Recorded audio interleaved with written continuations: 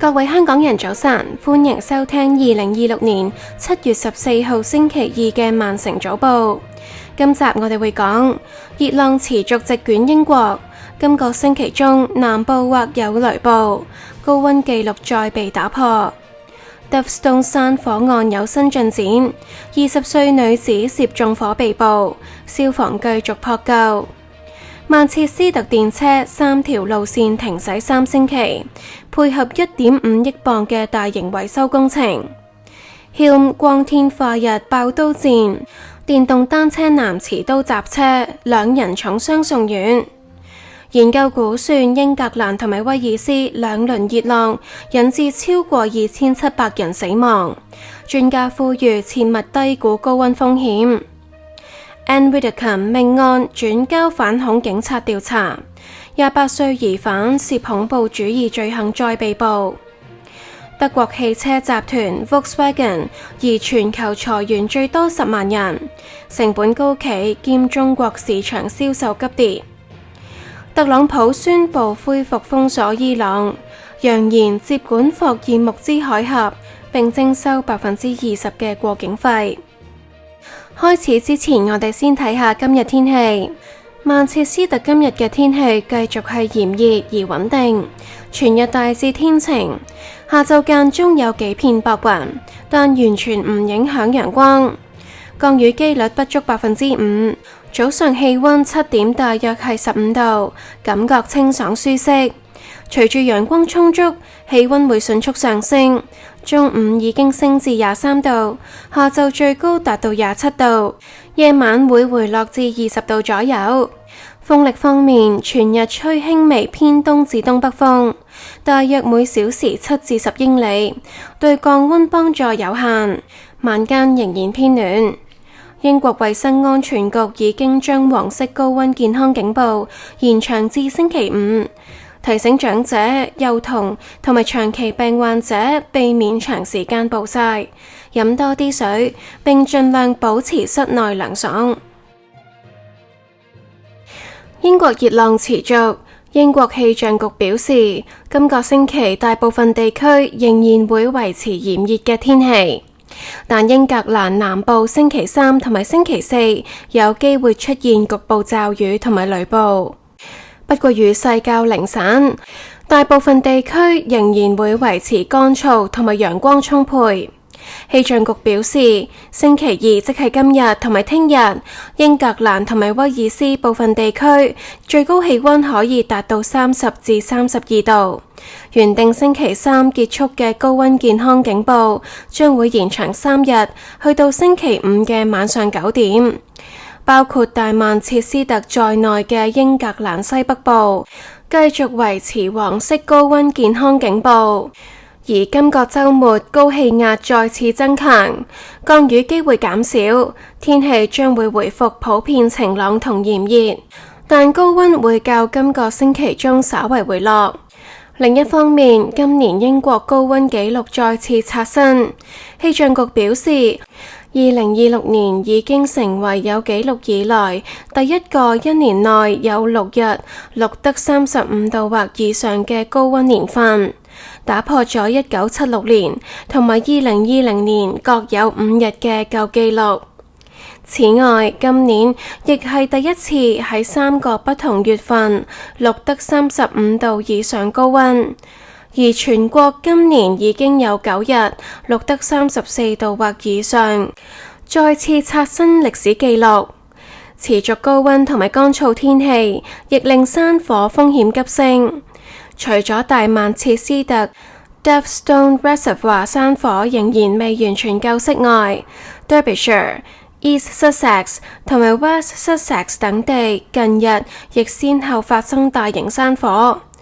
英國消防總長委員會呼籲市民喺炎熱乾燥天氣下，切勿喺郊野、公園同埋山區使用即棄燒烤爐，亦唔好隨意棄置煙蒂，以免一點火花引起大型山火。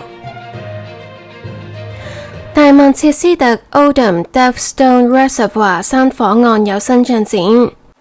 警方尋日拘捕一名20歲女子，涉嫌同日前發生嘅大型山火有關，現正以涉嫌縱火罪名扣留調查。大曼徹斯特警方表示，涉案女子星期一早上喺奧頓被捕，目前仍然喺警署接受問話。警方強調，案件仍然屬於調查階段，呼籲市民唔好喺社交平台作出揣測。如果掌握任何資料，應該直接向警方提供。案發喺上星期六晚上，目擊者表示，起火前曾經聽到多次巨響。其後多段網上流傳影片顯示，一批青年喺 Dovestone Reservoir 附近燃放煙花。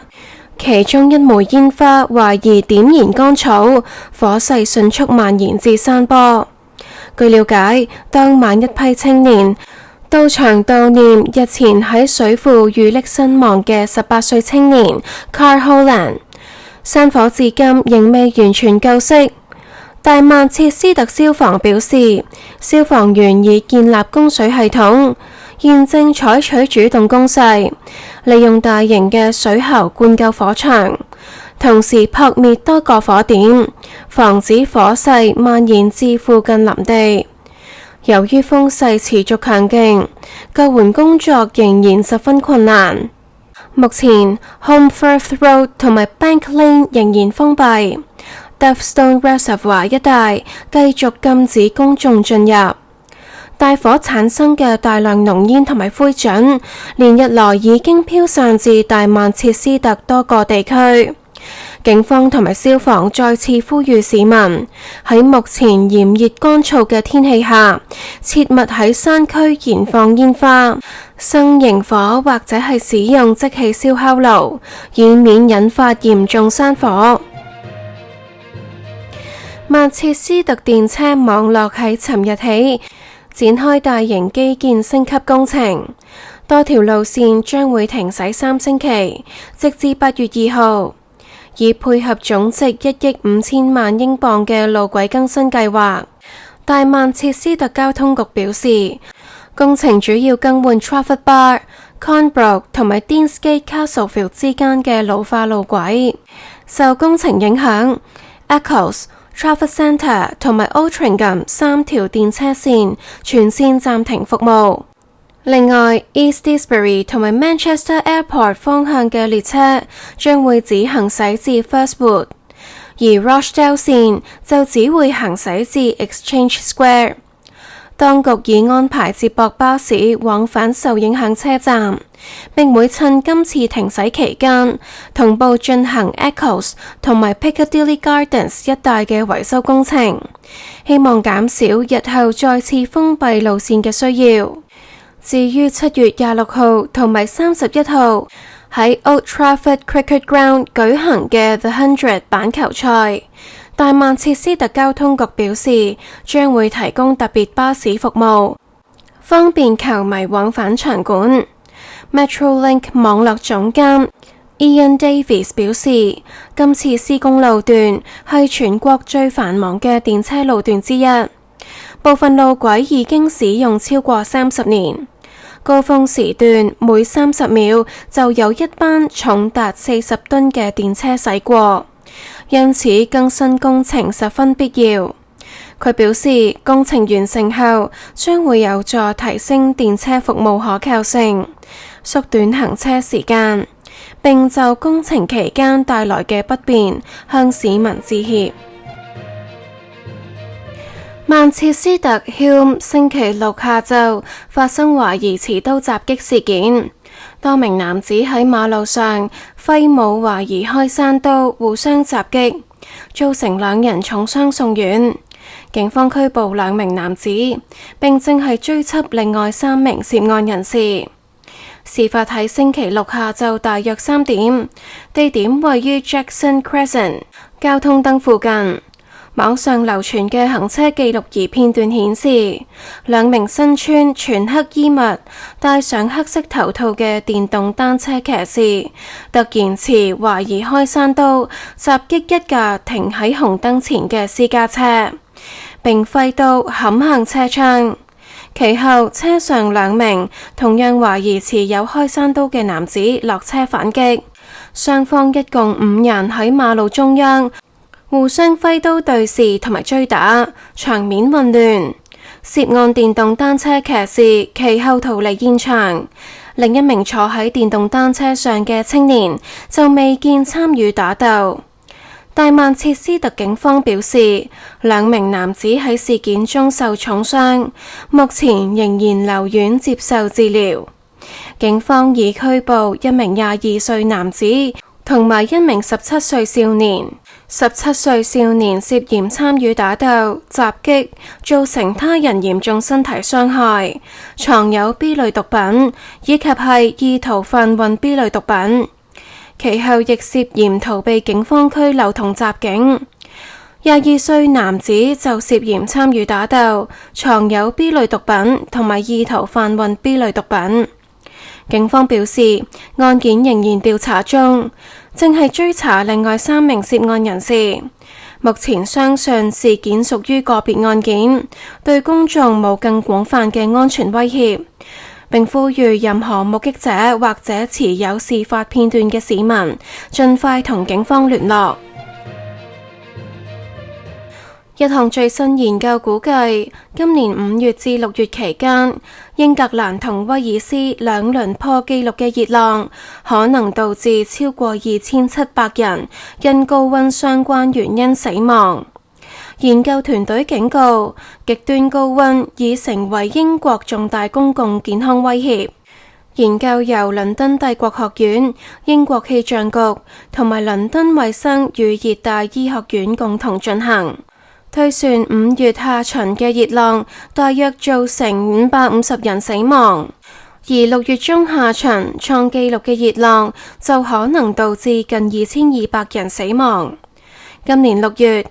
英格蘭錄得有紀錄以來最熱嘅6月，Norfolk 郡最高氣溫達到攝氏37.7度，打破1957年創下嘅紀錄。而5月最高氣溫亦升至35.1度，同樣刷新英國5月最高溫紀錄。研究指出，2次熱浪均由熱穹頂現象引發，高氣壓長時間停留，令熱空氣滯留，加上人為造成嘅氣候變化，令全球平均氣溫較工業革命前上升大約1.4度。估計令今次熱浪最高氣溫額外增加3至4度。專家提醒，高溫會令心臟負荷增加，提高中風、心臟病以及係致命疾病風險。嬰幼兒、長者同埋長期病患者屬於高危群組，但即使健康人士都不能掉以輕心。參與研究嘅氣候科學家 Freddie Otto 表示，唔好低估高溫帶來嘅危險，即使身體健康，都可能受到致命影響。研究團隊指出，隨住全球暖化持續，未來熱浪將會變得更加頻繁、更猛烈，同埋持續更長時間。呼籲政府同埋社會加強應對措施，減少高溫對公眾健康造成嘅影響。英國前保守黨國會議員、改革黨前發言人 Anne Widdecombe 遇害案有重大進展。內政大臣馬曼婷向國會表示，警方取得新嘅資料同證據後，已經由反恐警察接手調查，正係循多個方向追查案件動機。警方表示，早前因涉嫌謀殺被捕嘅28歲英籍白人男子，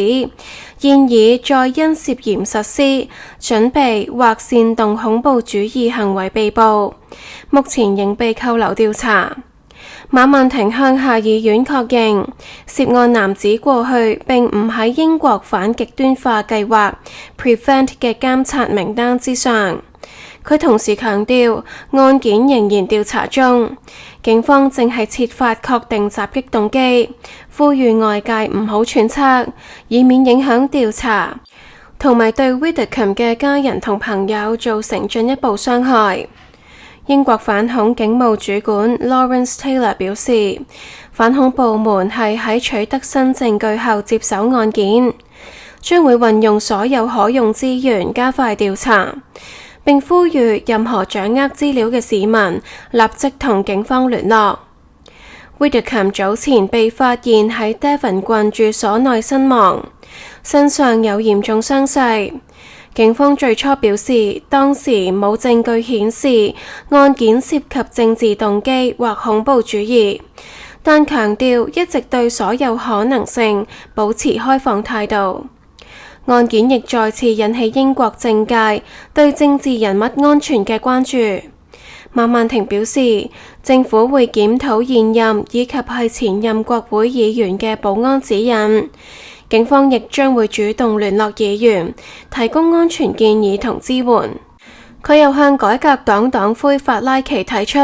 安排佢同負責政要保安評估嘅獨立委員會主席會面。法拉奇其後接受邀請，表示會討論所有改革黨政治人物，包括並非國會議員人士嘅安全安排。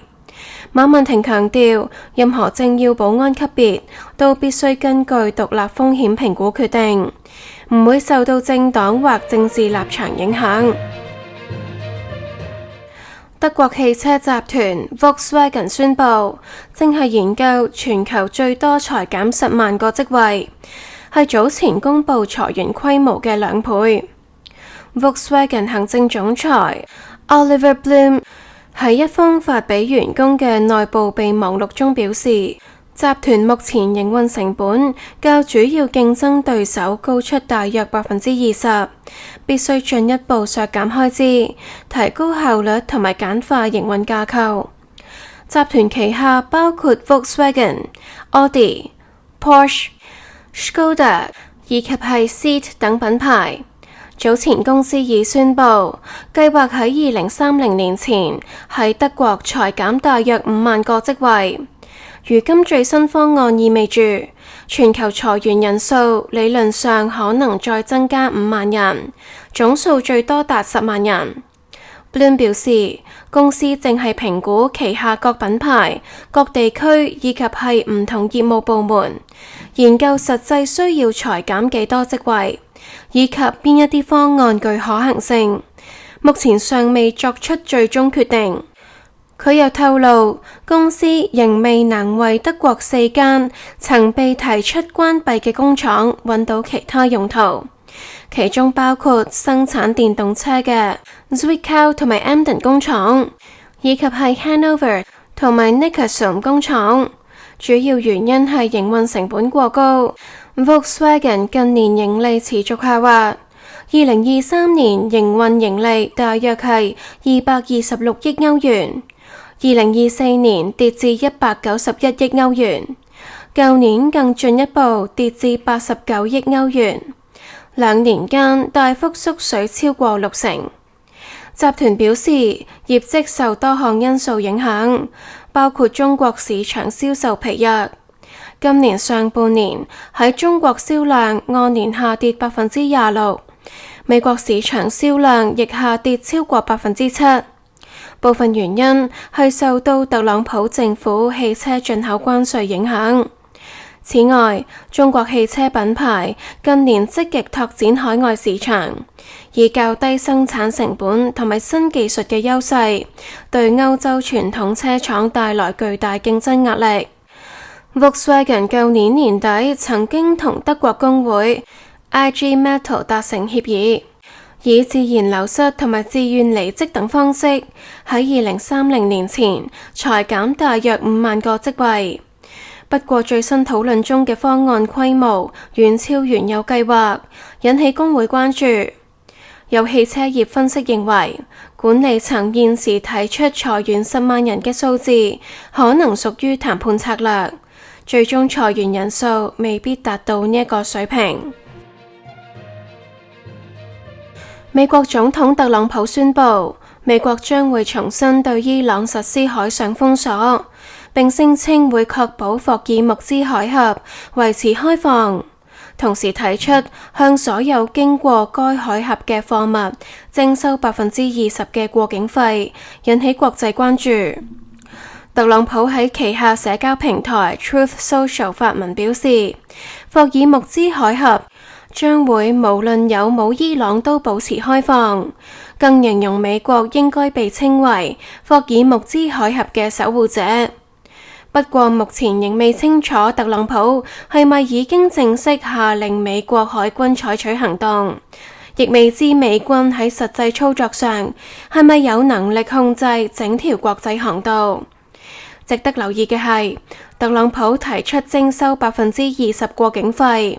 同美國政府一直以來嘅立場明顯矛盾。美國國務卿魯比奧喺上個月曾經重申，根據國際法，任何國家都唔應該向國際航道收取通行費。另一方面，伊朗外交部發言人巴蓋伊表示，今年6月雙方達成並作為解除美國封鎖基礎嘅諒解備忘錄，目前已陷入危機。佢警告，如果美國唔履行協議，伊朗亦唔會再遵守相關承諾。但佢同時表示，德黑蘭仍然正係透過卡塔爾、巴基斯坦同埋阿曼等國作為中間人，同美方保持接觸，希望避免局勢進一步升級。霍爾木茲海峽係全球最重要嘅能源運輸通道之一，全球大約1/5嘅石油運輸需要經過呢一條海峽。一旦局勢進一步惡化，可能再次衝擊全球能源供應同埋國際航運。今日嘅曼城早報就嚟到呢度，好多謝你每日早上花少少時間聽我講新聞，好開心可以陪住你開始新嘅一日。如果你覺得呢個節目幫到你，或者中意有人用廣東話為香港人報道英國新聞，記住 like、subscribe 同埋 share 俾身邊嘅朋友，或者可以 scan 呢個 QR code Buy Me a Coffee。曼城早報逢星期1至5都會更新，希望可以陪你嘆早餐、搭車返工返學，做你每日嘅曼城廣東話早晨節目。祝你今日順利，身體健康，心情愉快，拜拜。